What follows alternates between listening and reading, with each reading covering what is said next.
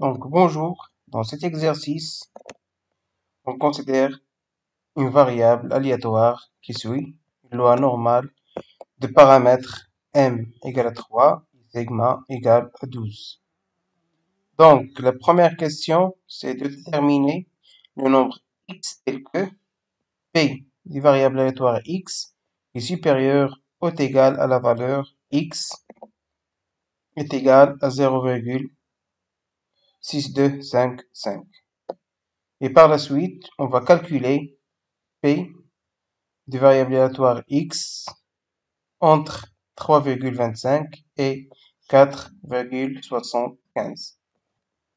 Donc, afin d'utiliser les propriétés des lois normales centrées et réduites, on doit centrer et réduire ces paramètres. Donc, c'est pourquoi on va utiliser le paramètre t tel que t est égal à x moins m sur sigma. Donc, x, c'est notre variable aléatoire. M et sigma, ce sont les paramètres de loi normale qui n'est pas centrée et réduite. Donc là, on a t, une nouvelle variable aléatoire, qui suit une loi normale centrée et réduite. Très bien. Donc là, on peut utiliser les propriétés des lois normales telles que p de t supérieur ou égal à petit t par exemple est égal à p de t inférieur ou égal à moins t. Pourquoi ça? Donc pour pouvoir utiliser une table des variables aléatoires qui suit la loi normale, il donne des valeurs qui sont de la manière suivante: t est inférieur ou égal à t avec des p qui sont supérieurs ou égal à 0,5. Donc on cherche à avoir une probabilité de t inférieur ou égal à t. Et puisqu'on a dans notre exercice x est supérieur ou égal, donc on doit utiliser les propriétés de variables aléatoires afin de le rendre de la forme suivante. Très bien. Donc là, avec cette propriété, on peut directement utiliser notre variable p de grand T. Dans notre cas, puisqu'on a centralisé et réduit notre variable x, donc on doit faire la même chose pour la valeur x.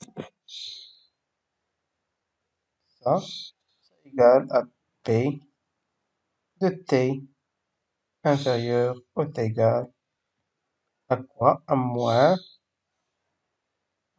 x moins m sur sigma. C'est égal à p de t inférieur ou égal à m moins x sur sigma. Très bien. Donc là, on cherche à voir la valeur qu'il nous a donnée, la valeur 0,6255. Donc on sait bien que m moins x sur sigma, ça égale à une valeur que lorsqu'on introduit la probabilité, ça va nous donner cette valeur-là.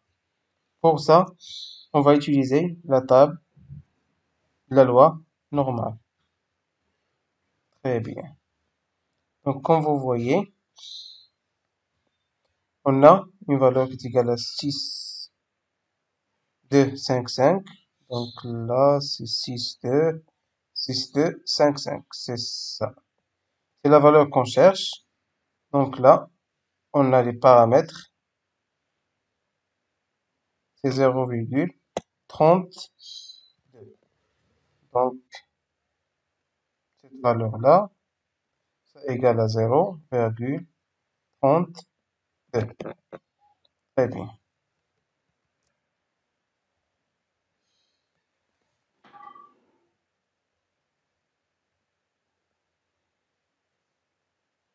Donc, on doit résoudre cette équation m moins x sur sigma, ça donne 0,32. Ça veut dire que x est égal à 0,32 multiplié par sigma